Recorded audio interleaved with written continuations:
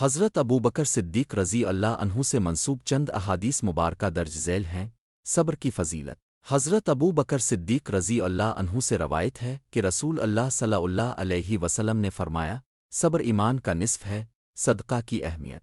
حضرت ابو بکر صدیق رضی اللہ عنہ نے فرمایا، اپنے مالوں سے اللہ کی راہ میں خرچ کرو اور صدقہ دینے میں کبھی بخل نہ کرو، کیونکہ اللہ کی راہ میں خرچ کرنے والا کبھی خسارے میں نہیں رہتا۔ توحید کی گواہی۔ حضرت ابو بکر صدیق رضی اللہ عنہ سے مروی ہے کہ رسول اللہ صلی اللہ علیہ وسلم نے فرمایا، جو شخص لا الہ الا اللہ کہے گا وہ جنت میں داخل ہوگا۔ دیانت داری کی نصیحت۔ حضرت ابو بکر صدیق رضی اللہ عنہ نے فرمایا، دیانت داری اختیار کرو، کیونکہ دیانت داری انسان کو جنت کی طرف لے جاتی ہے اور خیانت انسان کو جہنم کی طرف لے جاتی ہے۔ یہ احادیث مبارکہ حضرت ابو بکر صدیق رضی اللہ عنہ کی زندگی اور ان کی تعلیمات کی عکاسی کرتی ہیں اور اسلام کے بنیادی اصولوں کی وضاحت کرتی ہیں۔